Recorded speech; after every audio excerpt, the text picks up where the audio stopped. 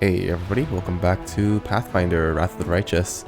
Last episode, Ember got kidnapped during the Undead Uprising episode.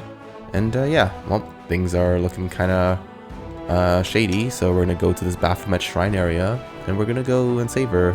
And we also have nothing else to do really, because the 5th Crusade quests are basically almost tapped out. Yeah, there's only companion quests left to do, and yeah, I mean, I guess I can take my time and do all this. So yeah, let's go. Baphomet Shrine. Can I click on it? Yes? No? Yeah, center. Oh, is that Ember? Oh, okay. That's a lot of big demons over there, huh? The altar of Lord Baphomet has been desecrated. We'll clean it with the blood of traitors. Oh, right. Because Ember was able to convince them. Look what you've done. Give them the girl and we'll be pardoned. Hands off, scoundrels. Oh, please don't fight. You're all kind people. You don't need to hurt each other. Oh, that's Ember, right. Baphomet demands blood. Spare no one. Traitors and faithful alike will be sacrificed to our lord.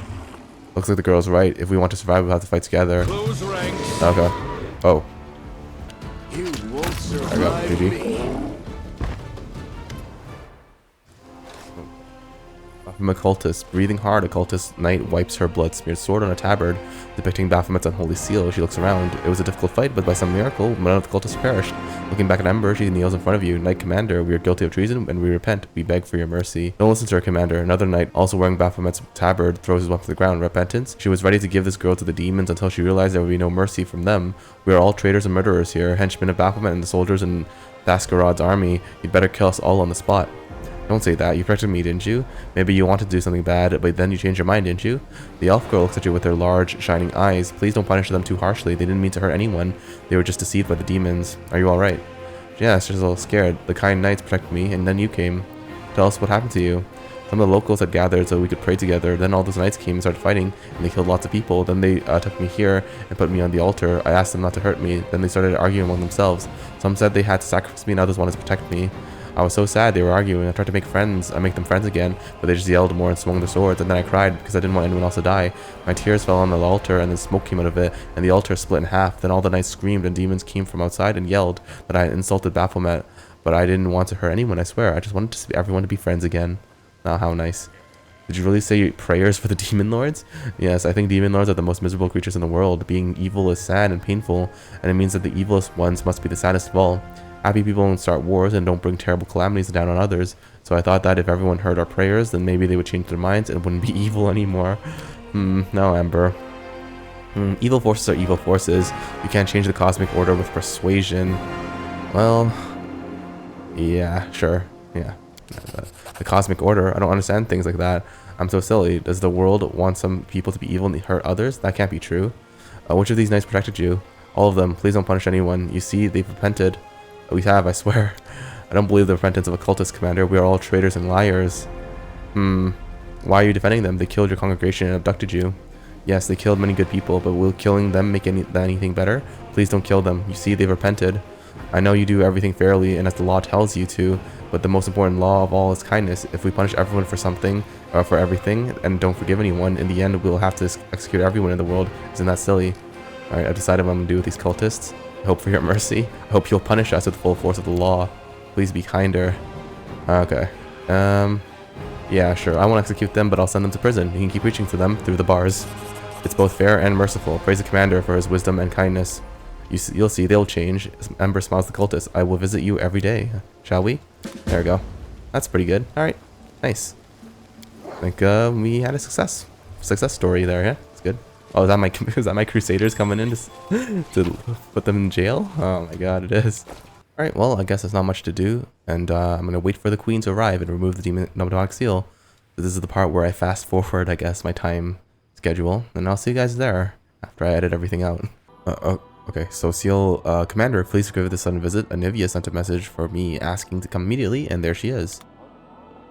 Through the door? Oh, there she is. Guy in cool armor. Reading Commander, revered cleric, a muscular black-skinned man wearing Hellknights armor is walking next to Anivia. Despite the difference in height, he is obviously nervous around the delicate woman looking around and biting his lip. Allow me to introduce Hellknight Ambassador of the Order of the Nail, Trevor Vainick. The knight salutes. Greetings on behalf of the order. Forgive me, I can't stay. My duty calls. I have a pressing errand from headquarters. Yes, it's very urgent. Sosiel is silent. His lips are pressed together. He doesn't move, not even to breathe. Seemingly, the cleric is staring at the visitor. Their name is Trevor Vanek. That's right. I serve the cause of the crusade. It must be true. We had to take our guest's word for it. He has no documents or insignia confirming his identity. What? What are you getting at? No, nothing at all. Anivia casts a glance at Sosiel. The priest's mouth is twisted and his fists are clenched. We're happy to welcome you to Drezen, Trevor Vanek. Enough. Sosiel lunges at his guest, his face distorted with emotion, and you suspect the cleric is about to throw a punch, but his clenched fist remains lowered. Who are you? How dare you call yourself by that name, scoundrel? Who, me? I'm not a scoundrel. People are always bad-mouthing us. There's a saying, the credit won by a lie only lasts till the truth comes out. Trevor Vanek is a proud knight. I won't put up with the slander. So are you an imposter? Me? No, it's not true, I swear. Sosiel, who is this Trevor? Of course not, but how does he know that name? And why is he wearing the black armor? And why do these words? The cleric's voice drops a whisper, and you don't hear the end of the phrase. Anivia, who's this? A great question. I have no idea. My guys clocked him when he was trying to threaten a merchant with a so-called order and get a horse for free. Then he gave a familiar name, so I decided to organize a face-to-face for the long-lost brothers. Oh, you knew it wasn't Trevor right from the start, right from the off. You saw Trevor and when he served in Canabras. Of course, but I hope that meeting you would make him drop the pretense and crack. Alright, throw him in prison, I guess. Anivia takes the imposter away. He follows... Oh, I changed my alignment? Really? That's weird. You performed an action that was lawful, huh?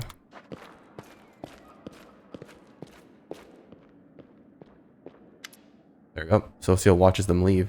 His fists unclench and he drops his shoulders. What the... Where did he come from?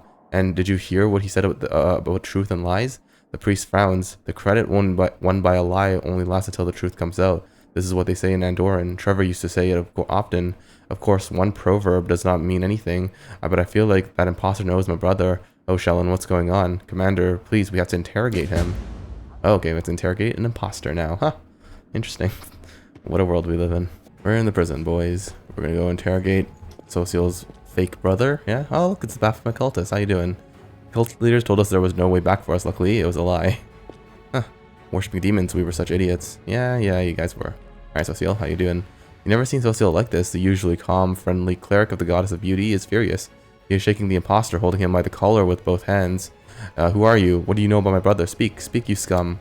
A brother, huh? The imposter cringes. Yeah, you do look like him. Come on, holy man, give me a dozen lashes. The blood drains from Sosiel's face. His fingers unclench, and he recoils from the bars. Alright, who are you really? The name's Graham. Abadar knows my last name. He's got it written all down, but it's above our rank to know our lineage. The man's lip curls in disdain. Are you connected to the Hellknights? What's my connection? I served them. Well, I used to. As a soldier in the Order of the Nail. Extirpators chapter, damn them all. Then I ran away from them. I wasn't cut out to serve like that. I wasn't a knight, nor even a squire, just infantry. I got sick of getting my back whipped, so I had an idea. I hid the armor at night, and when I got the chance, I just ran. Tell me about the Extirpators chapter. What's it to talk about? The scum, just like the rest of the black-clad brutes. What was our captain thinking when he got us hired by them? Maybe he hoped they'd knight him, or maybe he just wanted money. They have deep pockets. The Order of the Nail Extirpator chapters, they mostly hunt monsters, you know? Dragons, beasts, study them, stuff them. They didn't tell me what they were going to do in this world wound. Maybe they decided to hunt some distorted beasts who grew tentacles and horns because of the demonic scourge. They, you know, turned into freaks. They do pay well, but they make you work for every coin. If you do anything they don't like, they beat you with a stick or a whip. They don't pity people at all, even their own, not to mention us. In the year I served them, the unit shrank by half, so I ran away. I wanted to live too much. Okay, how do you know the name Trevor Vanek? I was his valet for a year, polishing his black armor, tightened his straps. I was a drudge, all in all. He's evil, that Trevor, a devil of a man. He had me punished so many times. A whip for every slip is what he'd always say. A whip for every slip. You're lying, scum. I'll show you. Yeah, you're his brother, all right. He even used to bare his teeth like you do, you scum. He'd say, if your ears don't work, let's see if your back gets the message. That's not true. Biting his lip, Sosiel takes a step back. It can't be. Where were you when Anivia caught you? When would you like to know? I thought I'd go to Mendev, sell the armor, and use the money to just keep going. Didn't matter where. Maybe to the River Kingdoms, maybe to Varissia. I don't care, just as long as away from demons and demon fighters. So where is Trevor now? With the other knights of the Pike. I hope they whipped him good for losing his armor. Well, cleric hasn't seen your brother for a long time. Give me the map. I'll show you where the camp was when I escaped. They probably haven't even gone far. Sosiel turns to you, his teeth are clenched, his hands shaking. I don't want to believe that Trevor became a Hell Knight. Please, we need to go there and find it out for ourselves. Alright, let's go, Sosiel. He's not going anywhere. Sure, good luck getting there. Okay, more companion quests. Why not? Sure. Sosiel time. I guess we have to level them up and everything. Okay. Wait, where are the exterminator caps? Oh, they're all dead. Wait, what's that? Do you hear that sound? Nope. I just hear the music. Oh, now I hear the rumbling. Of course. It's a big old worm. Like from Dark Souls. Okay, I'm doing good damage actually. Nice. The monster is dead, wiping the sweat from his face. Sosiel looks over the battlefield. It's the exterminators. This enemy must have been more than they could manage. The cleric folds his hands in the short funeral prayer. You see your brother among them? No, he's not. I don't see him among these people. The relief is palpable in the young cleric's voice. What can you say about the bodies? They died not long ago, judging by their wounds. They were killed by the same beast we just dispatched. Looks like that imposter sent us into a trap. Yes, looks like it. Let's return to Drezen. And Sosiel clenches his fist. No, Shell, help me endure this entire story. You know, I don't recognize myself. I serve the goddess of love, but the Hellknights, I hate them. I really do. It's sickening. I don't know how to get rid of this feeling. Why do you hate the Hellknights so much? The fact that we can even tolerate them is a disgrace to the entire Crusade movement. Cruel tormentors who are indifferent to the suffering of others, or who perhaps even enjoy it. What are they doing on our side? Why do we let them justify all these atrocities by participating in the Crusades? What does your faith say about it? It's a temptation, and I must overcome it. Their cruelty stirs indignation in me. I'd like to believe it's righteous, but they also call their spite righteous anger. I shouldn't be like them. I shouldn't answer evil with evil, but goddess, it is so hard. You really haven't been yourself since the imposter showed up. The things he said about my brother, I admit I want to grab him by the throat and squeeze so hard, but his spine cracks. It's a dirty, unworthy desire, but I can't get rid of it. And worse, I think the reason I'm so angry is because I'm afraid he's telling the truth. Alright, let's go. Let's talk to the imposter again. He nods. Alright, cool. Killed a worm. Nice to see it. Time to interrogate our good friend, the imposter, Graham. Well, did you talk to the exterminators? The exterminators, they're all dead. That's a shame. I think I'm welling up. And it was a trap. You were hoping the monster would kill us too. Accusations again. You can say whatever you like, but where's the proof? You can't scare me. Listen, do you understand the situation you've gotten yourself into? You'd be wise not to antagonize us. You should help us and hope that after everything you've done, we still have a little mercy for you. Ah, mercy? I'd be a fool to believe that lie. I know how kind you and your brother are. My whole back is covered with scars because of his mercy. That's not true. Sosiel mutters silently. It can't be true. Tell me what really happened, or what. Or there's a noose waiting for you. Or I'll give you to someone who can make you talk. Yes, you could do that. I could. Oh, alright, I got nothing else to do. Your bars are strong, locks are good, you got me. I'll hope for your, The imposter casts a vicious look at Sosiel. Your mercy. Well, listen to this. Time will tell you how it was. I was a soldier fighting for the exterminators. That wasn't a lie. I was a valet for that scumbag Trevor. He used to work me hard, but that was a long time ago, before the demons took him. Took him? How? Where? How could you even say such a thing? Sosiel's voice is choked with grief and rage. The imposter enjoys the look on Sosiel's face. Keep listening, don't interrupt me. We were hunting a chimera back then. It's an easy job for the exterminators, even with all the demonic freakishness. The wound gives them a chimera, or the wound gives a chimera. We were driving it toward your boy Trevor. He was preparing to attack, and then a demon appears, a huge one, scary in a black mask. Bam, rips one knight to pieces. Bam, there goes another. And then the demon looks at Trevor and says, "This one is good, I'll take him." And he picked him up like he weighed nothing and vanished. What could we do? The demon was chopping up knights left and right and center. What could we do? We turned and ran, and the rest of our guys caught up to us. They executed a few of us on the spots as a warning, and made the other slaves live bait for the monsters. Slaves don't live long, and only 3 of us survived of the whole unit, and no one has seen Trevor since. Okay, what kind of person was Trevor? A real devil. Didn't go easy on anyone, beat us real good. The knights respected him, and us ordinary infantry were afraid to show our faces to him. Where's Trevor now? Are you deaf? Told you a demon dragged him off, a demon in a black mask. Yeah, okay. There used to be a female knight among the exterminators named Marenta. How did she get Trevor's shield? Marenta, she and Trevor were sleeping together. When they dragged Trevor off, he dropped his shield, so she picked it up. Like to remember him. I'm telling you, those two deserved each other. When Trevor was gone, that crazy bitch wanted all of us to be executed. The whole unit. The Paralictor refused to waste people. He said that we could be useful as slaves. She made a scene and then transferred to another order. Good riddance. What happened to the exterminators? You saw what happened to them. They died. I don't care. I'm not going to cry about them. They killed a lot of beasts. There's always someone stronger. The demon wiped them out. Only the one who ran survived. Only the ones who ran survived. You said 3 of you survived. Where are the other 2? I think they were going to go to kidnappers. They wanted to pretend to be refugees and then wing it. Do you want to catch them too? They're probably somewhere near the creepy church where the undead used to be. I heard they plan to build a shelter there to stay away from the local commander. Sosiel, have you heard enough? Yeah, Sosiel's voice sounds hollow and looks totally lost. I have, so it's true. My brother betrayed everything we believed in. Oh wait, that is only one person's side of the story, and liars in that. Let's find the others who survived and ask them. What's the point of running away from the truth? The others will only confirm his words. Sosiel looks down, but then hesitantly looks up at you, although it probably wouldn't hurt. Excuse me, I need some fresh air. Okay, it talks to the fugitives near the Lost Chapel. Oh, the Lost Chapel. Okay. Oh, sure. We do it my way. Sounds good. Go to council meetings. Ria Neath. An old half-elf woman bows to you. She is stately despite her years, with gray strands in her carefully combed hair and a graceful figure. Ria Neath, a representative of Furry Dazzle & Co. trading house in Neurosian at your service. The woman hands you a business card printed on expensive paper with gold lettering. Do you think they had business cards in the medieval era? I have a formal offering for the merchants of Drezen regarding the procurement of construction materials and a more personal matter, which I'm afraid only you can help me with. Do you want to trade here? Yes, for a while. I have product samples of what our trading house has to offer. If you need something, you can easily find me in the fortress, but to be honest, I can discuss supplies with your subordinates. What kind of personal matter? Ria looks around. I would prefer not to talk about it here. Please find me in the fortress, then we'll talk. Alright, I'll find you when I have the time. Okay, Ria bows again. Thank you. Okay, sure. Okay. Personal matter and fortress.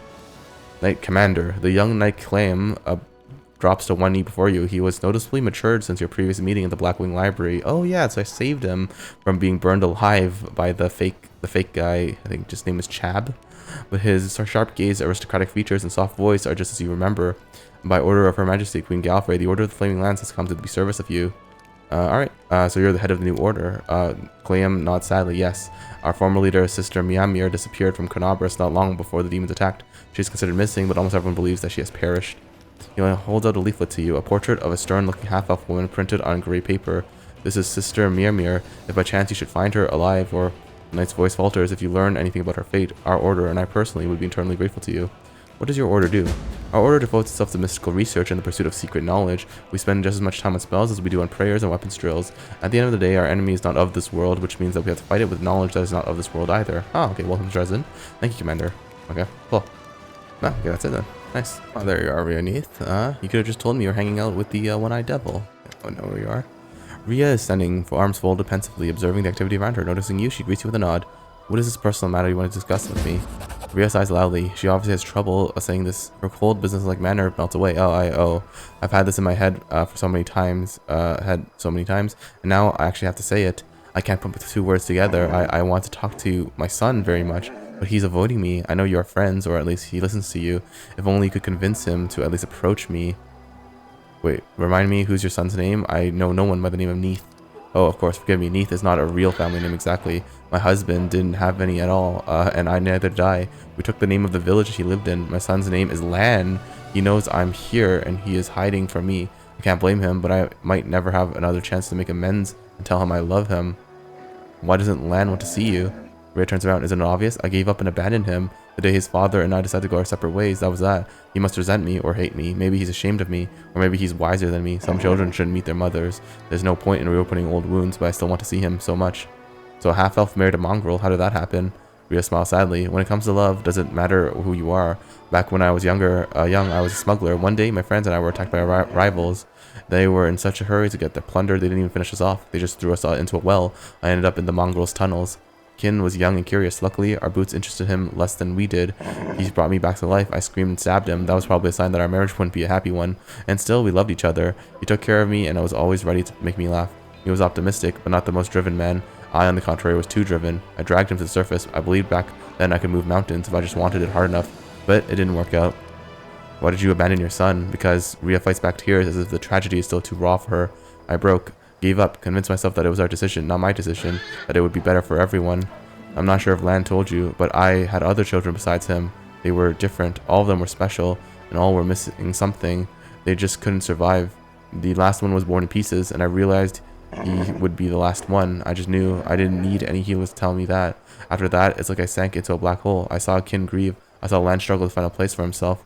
The neighbors felt no pity for us when they heard about our struggles. They accused us of worshipping demons, mamash to anyone, and I realized I was to blame for all of it. For making Kin go up to the surface, for deciding to have children with him, no matter what, for appearing in Kin's life, having Lann, and for what? So he could suffer? Kin and I discussed it. He said he could take our son back to his tribe. We both thought we were relieving each other of a terrible burden, that At least we would be making Lann happy because he would grow up among his own kind. I still ask myself if we did the right thing. If Lann doesn't want to see me, there was nothing more to it. What kind of mother would abandon her own child? Ria looks at you in the eye. Yes, I agree. Alright, I'll find your son. Ria nods when trying to maintain her composure, but tears are glistening in her eyes. Thank you, this means so much to me. Alright, show me your wares. She can buy stuff. Oh, wow, she has amulet. Oh, that's great. Alright, Lann, how you doing? What brings you here? Your mom came to see you, Lann. Why don't you want to talk to her? She got to you too. He clears his throat. It's not that I don't want to see her, I'm just busy. Lann waves his hand vaguely with, you know, this and that. Crusader matters. Sometimes I feel like a mother of a large brood. And besides, she didn't come here for me. She's here on business. I don't want to distract her. By the way, have you seen her card? I got one from a merchant. Lann produces a business card from his pocket. Ria Neath, Fury Dazzle & Co. Trading House Neurosian, embossed in gold and everything. People with gold lettering on their business cards probably don't have time for idle chit-chat. I'll bet you need to book an appointment for a week in advance. Even if I do, what would we talk about? You think I'm angry at her? I'm not. I never was. She and my dad had it rough. They didn't make it, and that's nobody's fault. But so much time has passed, she and I are just strangers now. If you happen to see her, tell her I've got a lot on my palate right now. Maybe some other time. I know she lives in Nerosia now. Maybe I'll send her a present on her birthday. Oh, okay. Ria, I'm sorry, but Lann doesn't want to see you. Or not. He is stubborn, but I'm not sure if he gets it from me or his father. Please try again. But now, Ria retrieves a package from her bag and opens it to reveal a small striped arrow, painted yellow and red with blue fletching. There, it's an arrow from his very first bow. I had made them so bright so that they could be easily seen in the grass. I showed him how to shoot it. I taught him how to train his vision, to account for the wind, to fix his string. Just give it to him as a souvenir, as a keepsake. Tell him I've never forgotten him. I know Lann won't forgive me, but he should know that at least. Okay, sure. Go back to Lann. Good old messaging quests. Yeah, that's me, commander of the Crusades, and also messenger boy. Give the arrow. Your mom gave me this. She's never forgotten you. She's very sorry. Lann takes the arrow carefully and examines it. This is my toy from when I was a kid. Suddenly he breaks the arrow with his clawed hand and flings it behind his back. It doesn't matter. Not anymore. She made her choice and my dad let her. I don't want to blame her. I have no right to. Lann catches his breath and smiles with the human half of his mouth. Sorry, I must have woken up on the wrong side of the bed today. Sitting around Drezen for too long is bad for me. I start getting irritated by the smallest things. I'm always in the best mood when I'm killing demons in the wound. Don't tell her I threw away the arrow, and please tell her I don't want to see her. It will be better for everyone that way. Okay, sure. Do I go back now? Ria, the only thing... Yeah, he threw the arrow away, I'm sorry. Ria grits her teeth, holding back her tears, and tosses her head proudly. Alright. It was just a silly, sentimental piece of wood. That won't change anything. He's right. He did the right thing. Okay. Oh, there he is. Lann strides up to Ria and stops as if he's hit an invisible wall. Mom, you look well. Ria clenches her fingers so tight her knuckles go white. Lann, you're so tall. I see your entire tribe is here. How's Dad? Did he stay down below? He died. Oh, I see. Is that all you want to say to each other? Why don't you finally reconcile? Because we never fought. I don't understand why this is such a big deal. Alright, we said hello. I've done my filial duty. Do you hate me, Lann? Mom, of course not. Lann frowns and shakes his head. I understand. For years, I've blamed myself for you and Dad trying to live like a normal family and have more children. If I hadn't given you false hope by being born alive and almost human, grief wouldn't have broken you. If anyone is to blame, it's me. I don't have the right to be angry with you. Yeah. You're right. You shouldn't be mad at your mother. Family harmony is important. What nonsense. Hiding your feelings is a lie, not harmony. I'm a grown woman. I can handle your resentment, even your hatred. I deserve them, Lann. You have every right to be angry. Please tell me how you really feel. Lann sighs, gathering his thoughts, and turns to you. I can't joke my way through this, can I? You want me to turn to my mother and say, Mom, it doesn't matter that my last brother was taken out of you piece by piece. It doesn't matter that you've been banished from everywhere because of Dad and me. None of that matters because a selfish brat wanted to have a mom, and still does, even after growing up into a man. Is that what you want me to say? No, that will never happen. Never. Oh, crap. Damn. Whoops. Ria Neath smiles sadly. You've already said everything you need to do, sweetie, and you've never been a selfish brat. Headstrong and a little lazy, maybe, but never selfish. Forgive me, I love you so much, but whether you believe it or not, I'm sorry that I wasn't strong enough to be a mother that you deserve. Lann gives up. His face falls. He's like someone let out all the air out of him. I forgive you. I do love you too. What I just said now, I went too far. I was so lonely without you, and angry at you, at Dad, and at myself most of all. I know, Lann. I'm so sorry. Ria quickly wipes away her tears and smiles. You silly little cave potato. Don't you dare be angry at yourself. I've never regretted having you, not a single day. You know, I'm leaving soon, but when the war is over, find me in Neurosian. We'll visit your brothers together. I made sure their graves were looked after. Well, do you agree? Lann gulps and nods without saying a word. Oh, well, that's nice. Ah. Oh. Wow. What a happy episode.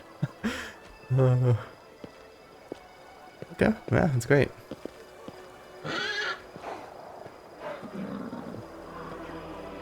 Huh? I think I'm the best son, if not in the entire world, and definitely Drezen. I'd like you to stay longer. Hmm. Okay, he's just punching the air. Oh, he's being happy. Okay. Well, you and Legisland, who went to crusade with his mommy. Warriors of Drezen would get a load of this. My own mother is humiliating me. Ah, that's so nice. Yeah. Oh, here we go. We're in the Lost Chapel now with Sosiel, and there are just some deserters here. So yeah, let's talk to them. Hey, deserters. A pair of wounded fugitives sit wrapped in a rag near a barely smoking fire. A half-elf man and dwarf woman.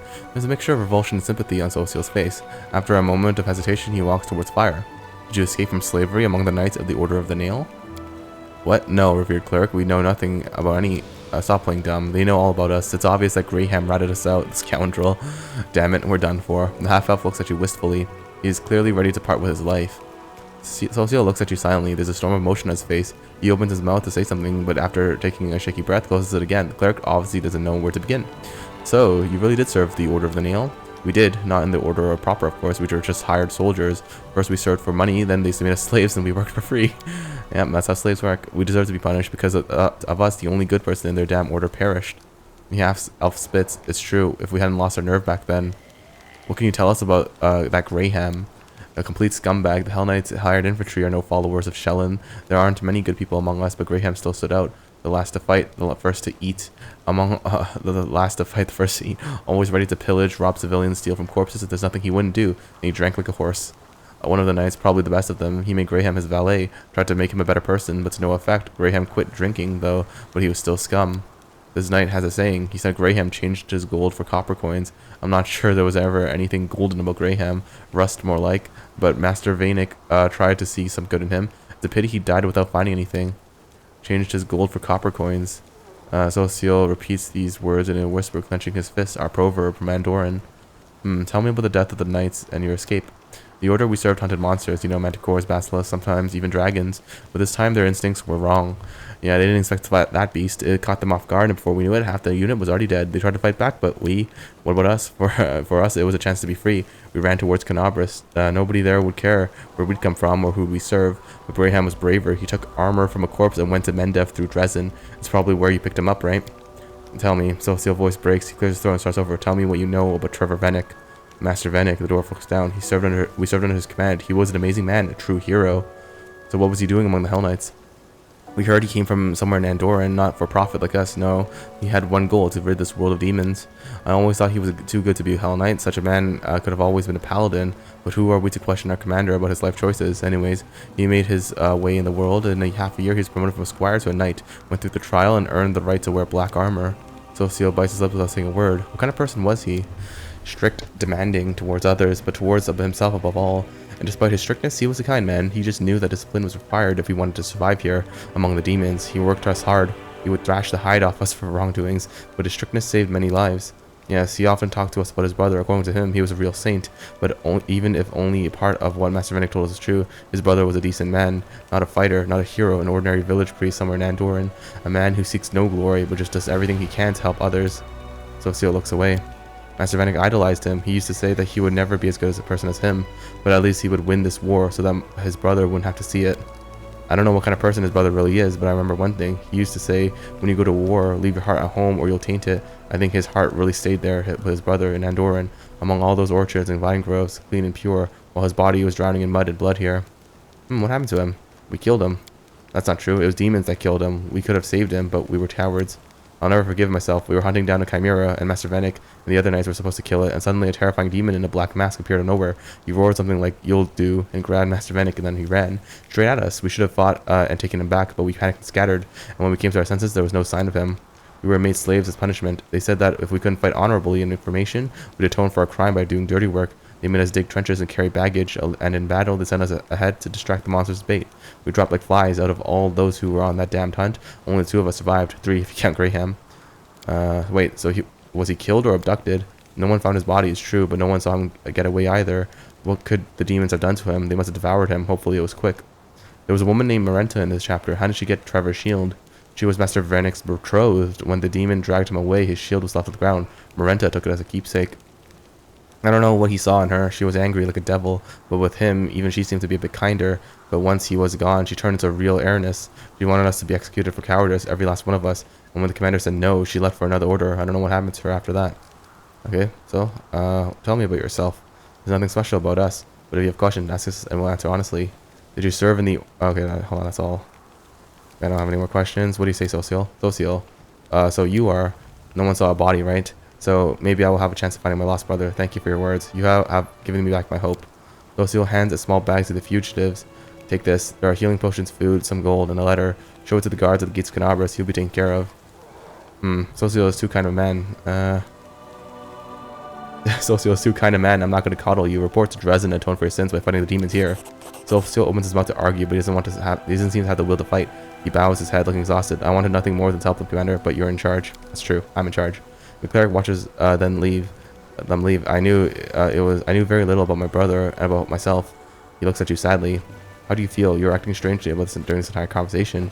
Sosiel rubbed his forehead. I was frightened, more frightened than I've been fighting any monster, even more frightened than when the demons destroyed Kidnappers. I was afraid of what they would tell me, and now I've heard it all.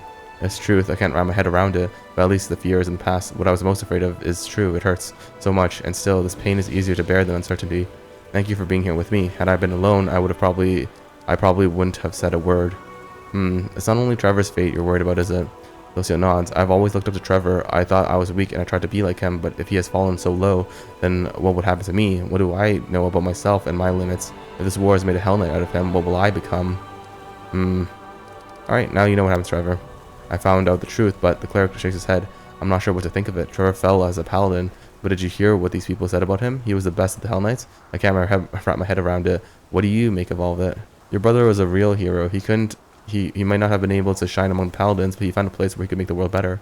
Exiled from the paladins to become the best among the Hellknights. This is not what he dreamed of, but at least he saved someone. He changed some lives with better. Isn't that the true calling of a hero? The most important point is he might still be alive. I don't know what demon is in a black mask attacked him and where he was taken, and it scares me to imagine what they did to him there, but he might still be alive, and that means my hope is alive too. Thank you for helping me find the truth, whatever it was. Okay, cool.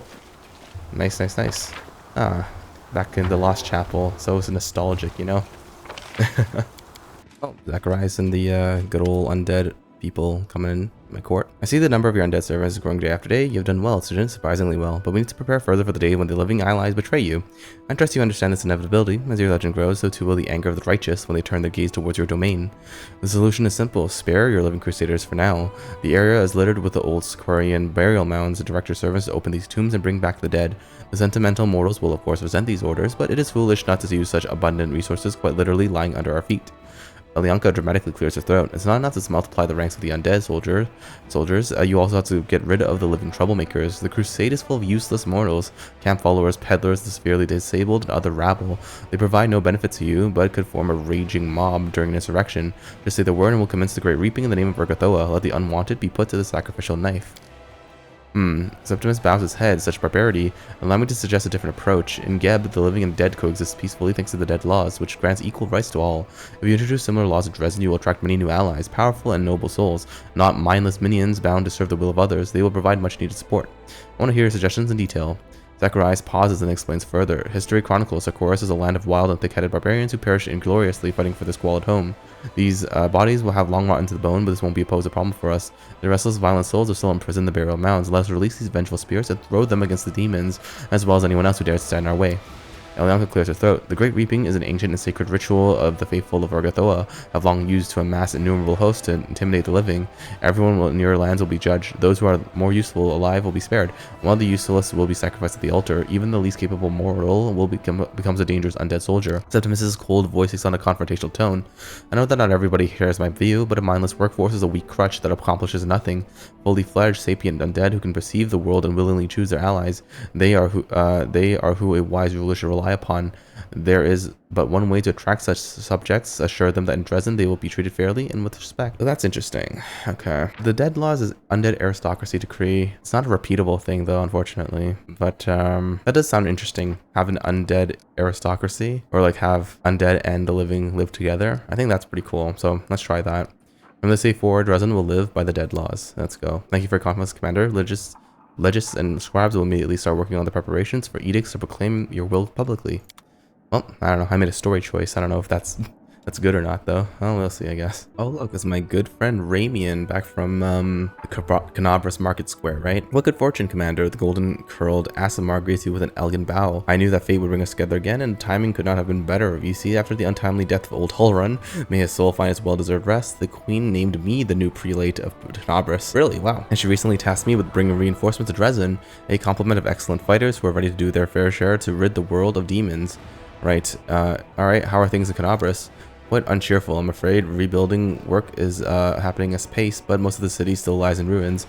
Only a handful of the population have remained in the city. It has turned from a thriving hub into a military garrison, but I still hold out hope that one day the unfortunate city will finally enjoy the peaceful life it has so long deserved. Are you returning to Canabras now? Not a chance. Canabras is unsufferably dull these days. Noisy and dusty building work, marching soldiers, light-fingered suppliers. No, no, no.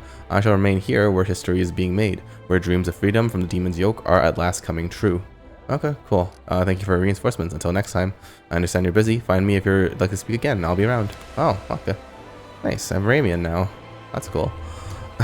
Okay, so we're back at Wintersun now, and we found this insane half-elf. I was trying to figure out how to progress the the missing Fire Lance lady. So and apparently this insane half-elf is her. So let's talk to her. The half-elf is still relative. Oh. Mix together calamus and sedge. Wait 5 years, 5 moons, and 5 days until the serpent ascends the staircase. Have patience, and you will at last behold as a fish soars into the clouds. The half-elf is still relatively young, but the hardships she has borne have turned her into a crone. Her long hair is gray and tangled, her face is sunken, and her teeth are rotting in her mouth. She hobbles around the petrified tree, trailing her broken fingernails over the carved runes, and mumbling nonsense under her breath. You take a look at the mad half-elf and realize you have seen the portrait before. This is Miamir, the scholar, the missing commander of the Order of the Flaming Lance. Alright, who are you? Dragging her gaze away from the ruins, she looks at you and you see a barely there spark of sanity in her glazed eyes. Who am I? I'm, me, I don't remember. Doesn't matter. She focuses again on the pattern of the stone runes. On the 10th day after the winter solstice breaks, branches of Drowin do not touch you or Ash. Are you Miamir, the scholar? Your order is looking for you. Miamir, yes, that is me. Awareness dawns in the half-elf's wandering gaze for a moment, but she quickly returns to studying the runes on the tree. Scholar, yes, I found a book, an important book, the most important book in the world. Tell me that the moss has been removed from the bark. The Oriole read aloud, just like I can. I read, don't bother me. Let me take you somewhere safe. This is my place, where the roads rise up to the sky, those roots intertwine with the winds of the heavens. Here, where the truth is turned to stone, life has merged with death, here and here. Okay, sure. Paying you no mind, the half-elf continues mumbling disjointed phrases and running her fingers over the petrified bark. Oak does not lie, elm never tells the truth. Heed not the blackthorn's words, understanding that you will come with time. She's the poet. That's good to see it. Alright, back to Drezen. Now that we've talked to the crazy lady, we're going to go back to try and talk to the Knights of the Flaming Lance and see what they have to say about that crazy woman. Oh, no, there you are. Alright, Klaem, you have anything to say to me? I can see that Miamir, the scholar, means a lot to you. She's my teacher. Klaem responds simply. Without her, I wouldn't be who I am today. Yeah, I found Miamir. She's on a cliff near Wintersun. She's studying the runes on the bark of a petrified tree. She doesn't look entirely healthy. Yeah, she seems like she's lost a few elf hair strands. Petrified tree, but of course, in Canabras she was reading a history of the petrified library. I feared that she had gone to the stone wilds, but if one of those trees is here, oh, inheritor, that means she's in grave danger. Commander, do you know the history of these trees? They were enchanted by druids from Old Sarkoris to guard knowledge hidden within them. The druids resorted to using an unholy rite to turn the trees to stone, and themselves into Sayabres, undead whose hatred for all living creatures almost equals their hatred for demons. I can't waste any time. I'm going to help Sister Miamir. Will you help? Will you accompany me? Sayabres are extremely dangerous, but if she's still alive, we may have a chance to save her. Okay, sure. I guess we're gonna go back to Wintersun now and save the crazy lady? Alright, sure. Alright, fine. Okay, another day, another adventure, I guess. Alright, we're back to Wintersun. Go and talk to the crazy elf lady. Yeah, there's Klaem, everyone. Hold on. Let's just, make sure everything's... Oh, never mind, I'm actually out of spell slots. Hopefully no boss fight. Teacher, what's happened to you? Klaem gingerly touches Miamir's shoulder. You're nothing but skin and bone. You can barely stand upright. Come with me and you need to rest. Rest. Seeds rest in the earth. Bones rest betwixt roots. Covered in snow, we find rest in earth until spring. Teacher, Klaem calls a Mjolnir with pain in his voice. Do you remember me? It's me, Klaem, your student. I've come to bring you home. Klaem, a spark of recognition flares in Mjolnir's crazed eyes. Klaem, what are you doing here? This place is dangerous. Go. Bone like bark, like rock, like oath. A barely discernible whisper touches your mind. It sounds like the rustling of sand on ice. She belongs to this place, mortal. She will stay here. You will not save her. Leave her or kill her and go on your way, or else you will come. You'll stay here in her place. Oh. Hey, who's there? Come out and show yourself. You desire to know who I am. I will allow it, but this knowledge is not without cost. Oh no. A terrible figure. A petrified skeleton with branching horns seems to grow out of the ground in front of you. Mortals, be gone from this place. She is mine. Leave her to me. Who are you? Siabre. The sound of the word feels like ice in your ear, like you just laid your head on a frozen tombstone. I was a druid in Old Sarkoris long, long ago, before the surviving magic users brought disaster upon themselves. While this land was alive, I protected it with my life. When the time came for it to die, I followed it into death. The smooth, gleaming white stones in the skull's eye sockets are fixed on the petrified tree. Our forest held secrets, ancient, sacred truths. Demons brought fire, flesh and wood burn as well as each other, but stone does not burn. We turned our trees to stone and stood next to them as our stone guardians. You chose to stand guard at any cost, despite the fact that you must be destroyed. Your loyalty warrants respect. If all Sarkorians were like you, I would be fighting a much different war right now. Good, you understand us because you are the same as us. You also have stone inside, in the place where others have a heart. That is good. Why do you say that Mjolnir belongs to this place? The insolent, foolish mortal came here seeking the secrets of the old forests. Well, I allowed her to glimpse them, but these secrets came at a cost. To preserve them, to escape the fire into the embrace of stone, we paid with our lives and souls. It is only fair that she should pay the same price. We are the Crusaders, we fight demons, we share a common enemy, we're on the same side. On the same side of what? The front where you foreign invaders battle with invaders from the abyss for our mutilated lands? No, mortal, I may despise you less than I do the demons, but I am on one side, you are on another. Okay, fine. Oh, I have a lich mythic pass. Swallow the Cybrace soul. You are mistaken, dead one. It is you who belongs to me. Oh, hell yeah. I love being a lich, guys. It's so cool. Emotionless, polished white stones shine in the Siabrae's eye sockets, but you think you can see the monster's horror in the stone's smooth surface as you inexorably reach with an unseen hand towards its soul. The skeleton gives a howl of terror, and the branches of the petrified tree groan in unison. Your body greedily absorbs the tree's powers. The hardness of the dead tree, unbent by time, flows into your flesh and bones, suffusing them with unshakable fortitude. When you finish, the dead guardian crumbles into dust. See a stone ghost guy? Gets sucked. Give him the good suction. Ooh, Mjolnir lands, dark moans, winds grey songs. Hey, that's me, Grey. Muttering something indecipherable, Mjolnir drops to her knees before Siabrae's dust, grasping handfuls of it and pouring it from one hand to the other. Teacher, wake up, I'm begging you, remember who you are. The woman becomes absorbed by her own musings and then raises her slightly clearer gaze at Klaem. I am Mjolnir. I was looking for the knowledge of the druid I think there was a war, yes. Yes, we were at war with someone, and this knowledge, these secrets, briars and thistles, bones and bark, this knowledge. She looks away. I discovered something important, but I can't remember what. Klaem, my best student. I will tell you what I learned later when I remember it. I need to rest, but later I will tell you, I will share, I will reveal. What do you think I should do with her? The nasty rumors were true. She really did abandon her post willingly. I am sure she had noble intentions, but none of it matters now. Look at her, Commander. She's barely alive, and she doesn't know who she is. Send her for treatment. When she regains her sanity, she can answer for her sins. Damn. Sure, she's not herself. We'll send her to the rear for healing. Sure, thank you, Commander. Hope she'll regain her sanity. I don't want to alienate too many people with my evil actions, you know? Just, keep some guys on my side. I saved these guys from the library, so... might as well keep being their friends. Oh yeah, look at that. I got some cool stuff. Nice. Cool. That's nice. Alright. Time to continue waiting for Galfrey, I guess. Alright, now back to Drezen again. Ooh, back to Drezen. Oh, back to Drezen. Okay, here we go. This is the logistics, right? Yeah, Dorglinda Stranglehold. Hail. Dorglinda's one eye is red from sleepless nights on the job. The supply situation is improving, but too slowly. Once the fellows of the Crusade lost their connections in the quartermaster's service, they switched to dealing with the cart drivers directly. Each supply caravan loses a cart or two on the way, and the drivers tell tales about how they were attacked by demons, or how a rock swooped in and carried off an entire cart. We catch these jokers, but it's getting out of control. We can't get them all. We need to change something in the entire system itself. I propose we have inspectors from the Mendevian treasury travel with each caravan, someone experienced, someone who's ready to answer for the delivery with their life, and who knows how to keep the cream away from the cat, so to speak. There's a simple rule. If you can't beat him, lead him. We'll drop a hint to the brains of this lot to stick to us and fall in line. If they don't act up too much, we'll get new uniforms and extra rations, and we'll get the loyalty of some big name leaders among the soldiers. Those soldiers stealing from their own comrades, like cats. Was it you said? What was it you said, Darglinda? Like the cream that got the mouse instead of the cat? In any case, this is wrong. We must convince them. Like the caravans be accompanied by priests from the capital. Under their eyes, the warriors will be ashamed to steal. We overlooked their antics when it was just clandestine trades, but theft must be dealt with quickly and severely. Tell me more. Gladly. Woljif, what are you suggesting?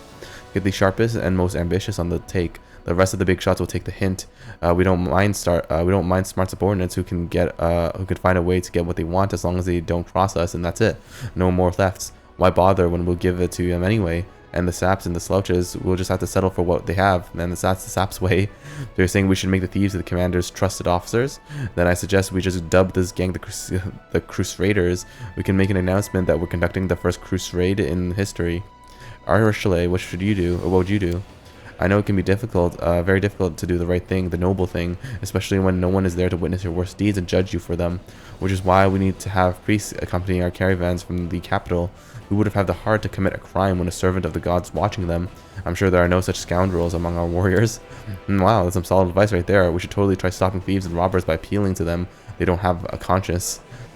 Something that they don't have, a conscience. Lann, could you explain your idea? You know, I'm pretty tired of hearing that we can't do anything about these fellows. I suppose we can't really root out petty fraud, but we're talking about blatant large-scale theft here, about acts of sabotage against Crusade. It's no wonder Mendev is cutting our supplies. They see that we can't even keep our own soldiers in line. Enough is enough. We'll find the most prolific thieves and they'll hang. Once this is resolved, Neurosian will stop worrying that the coin they spend on us will end up in the pockets of marauders and thieves. But it's not those poor people's fault that they became criminals. The Mendevian army recruited them, but it can't provide everything they need, and now we're going to hang them for it? How is that right? Dorglinda, what would you advise? There's no question that the cart drivers are in cahoots with the fellows. I imagine they get a cut of the stolen goods. So let's assign a gutsy treasury worker to each caravan, someone to keep an eye on them and see that everything's delivered in full. And they could do some good here in Drezen too. We always need more people who know how to mount an expedition and organize a troop on the march. They'll whip our logistics into shape. Everything's clear to me now. Okay, so let's see the effects. Favoritism. I get the favoritism. Experience gain by general increased by 33%. Wow. What? That's pretty good. What the heck? Favoritism, that's nice. Archele is right. Energy point increase by 7, not bad. You're right, Lann. Material point increase by 20. That's also really good.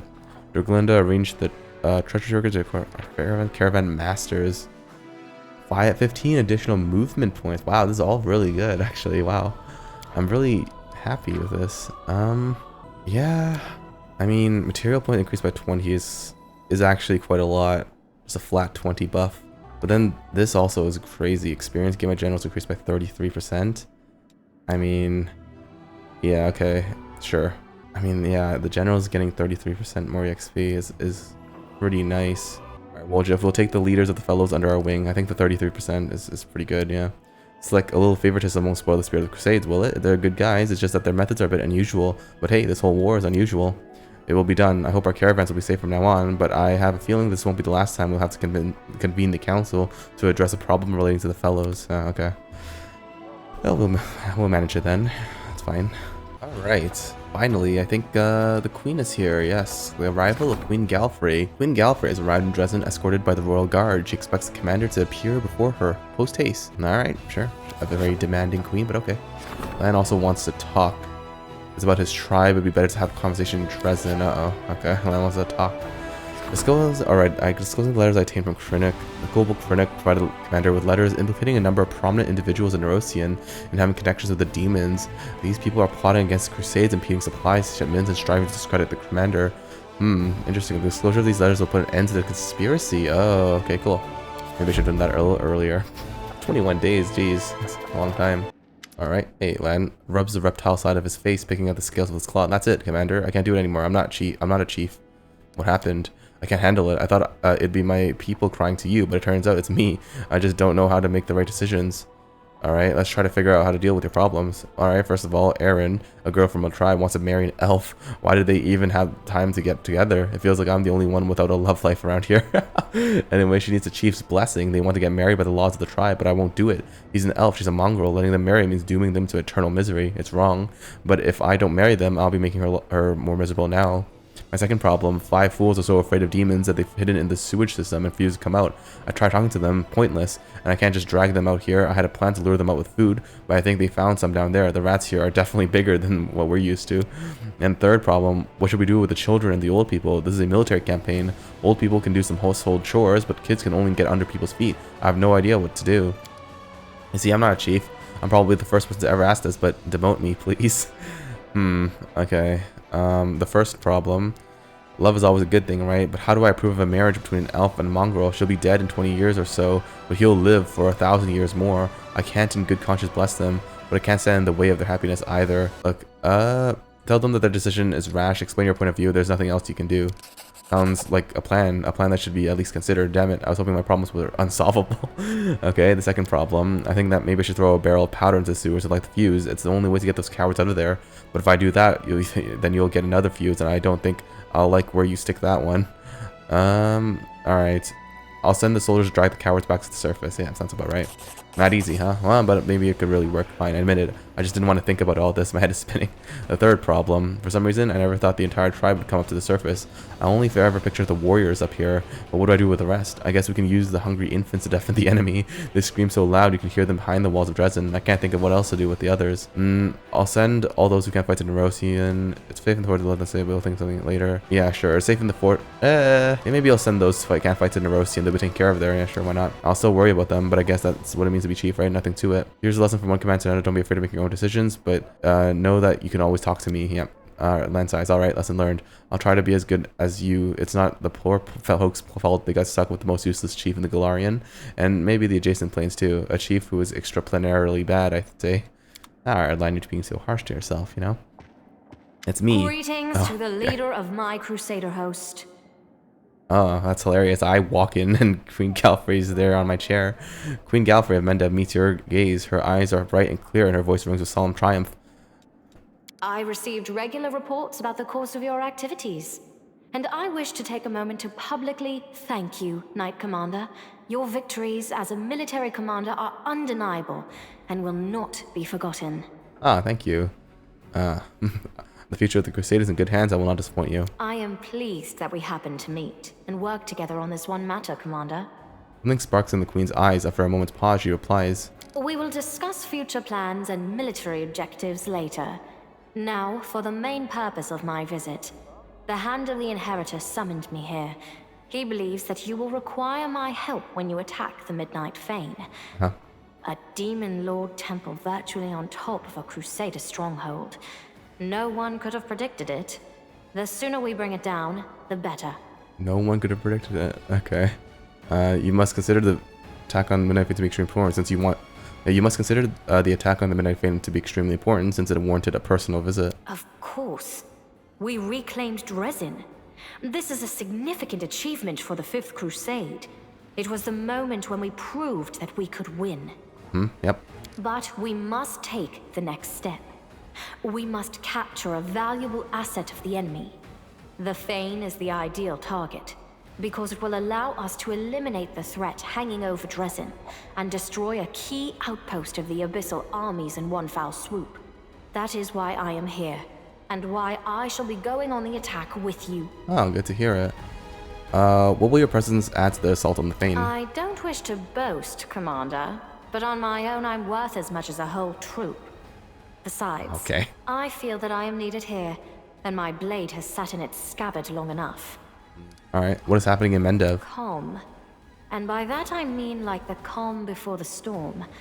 We fended off an attack on Neurosian, and since then, aside from a few skirmishes on the frontier, we have seen neither hide nor hair of any demons. There is good news as well. Word of the Fifth Crusade's victories is spreading far and wide, inspiring new volunteers to join our ranks. The Church of Iomedae has received a record number of donations, which are now being used to keep your forces fed and armed. That's good. We are growing stronger, and we have to believe that this newfound strength will be enough to win this war. Yeah, people love winning. I do too. Would you like to attend my military and political council meetings? No.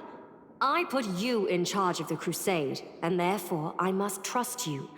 If you want my advice, ask Lady Kenomi. Her words are my own. Okay, here it is. Show the Covenant of the Inheritor. Do you remember this? Wherever did you get this?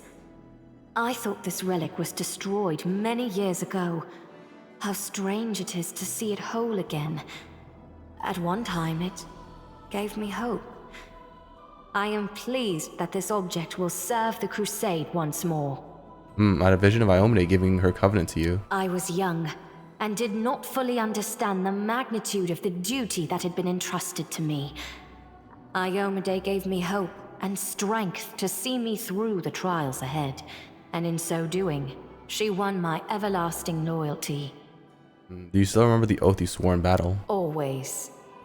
No matter how arduous, no matter how dark the skies, You're a paladin, no you matter should how remember much your oath. That's blood good. flows from my wounds, I shall stand with you. We shall fight for our loved ones and our friends, for the right to live and die free. We shall do everything we possibly can, and after that, we shall begin to do the impossible. And if the hour should come when our arms can no longer raise our swords, our bodies will become a shield to cover those who still have strength to fight. I, Galfrey, Queen of Mendev, swear this to you. This is my vow. Okay. You withstood a blow from a Ria Vorlesh in that battle. I would proudly declare that to be true, and say that even our Ria Vorlesh could not kill me on her first attempt. But to do so would be boasting. I was protected by my goddess. However, I was glad to see that, no matter how great the betrayer of humanity's power, it is nothing as compared to Iomede's might. Okay. Sure. Hand over the Covenant of the Inheritor. Please take this gift. The Covenant of the Inheritor should belong to you. Let the Covenant's restoration into my hands be a good omen for this war. I thank you. Mouse. I shall ask the priests to offer prayers for you, that Iomade may send you strength and fortitude in the coming battles. Okay. Oh, should I do this? Give Galfrey the half of the Lexicon of Paradox. There's something you should know, my queen. I was in the Ria Vorlesh's laboratory and I discovered part of the Lexicon of Paradox. It contains some information about the nature of rifts. Sure, let's try it. Oh my. This could prove very important. Even the merest hint of how to close the Whirlwind will be useful to us. I will task my finest court mages to study this text. Badges? Alright, okay, I need some more time to prepare. Give me a sign when you are ready. Yeah. Okay, I'll give you a sign. Okay, yeah, nice. The Queen Galfrey finally here. Alright, guys, this is pretty great. You know, we got on the cusp of the abyss. We're gonna attack the demonic seal. But we're probably gonna do that next episode because, yeah, this episode is gonna take a long time for me to edit since it's a lot of hours just have to glue together. Hopefully it's enjoyable. So yeah, thank you guys so much for watching all the way here to the end. I hope you guys enjoyed this episode as much as I enjoyed playing it. And I hope to see you all next time. But until then, goodbye for now.